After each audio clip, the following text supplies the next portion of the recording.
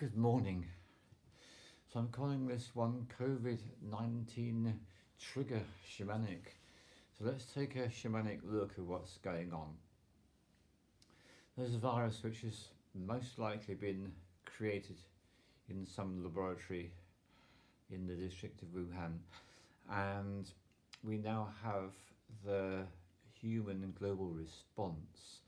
But when I say that, I really should actually preface what I mean, because I'm really talking about the response in the so-called developed countries, because of course if you're in a country which is torn apart by war, ravaged by other illnesses, then this isn't even going to get a look in. But for the rest of the planet, this is what the current focus is.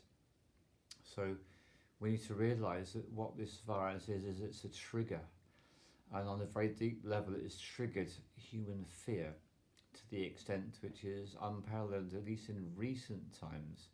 And we can see that by the responses, by the reactions that people are coming up with. And it's ironic in a strange way that perhaps for a lot of us, the iconic images of someone struggling out of a supermarket with a huge load of toilet rolls, more than they can carry, very ironic and iconic.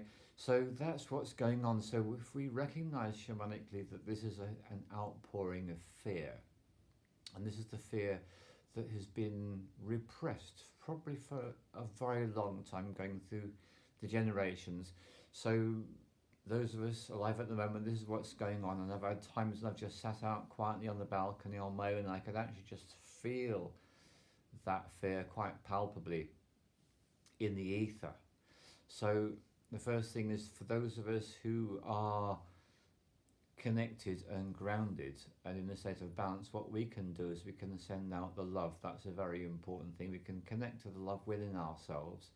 We can realise that time is an illusion, and that what seems to be so urgent and pressing in this present moment actually is just a tiny little blip in the bigger picture of things. It's helpful to remember this, and to know that we are part of a bigger picture, and that we are on our human journey. This is a thing, in a sense, shamanically, whether or not I catch it, whether or not I pass into spirit as a result of doing so, actually doesn't matter, because on the bigger picture scale of things, this is just all an outworking which we are all processing and experiencing, feeling what fear is like, what so many people in other parts of the world have had to spend their entire lives living with.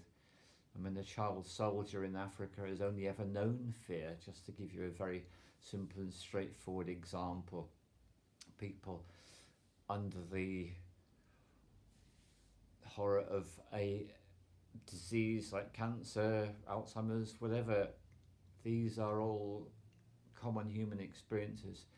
But what's made it so different is this is actually spread out to so many people, and energetically the fear is palpable. So that's what I want to invite you to do. I want to invite you to, first of all, ground yourself. And even in this flat where I am actually above the ground, I can just sink my metaphorical roots out of my feet into the ground and feel the connection. And I can go outside, I can feel the connection, and I lie in bed in my grounding sheet, equilibria, feel the connection with that.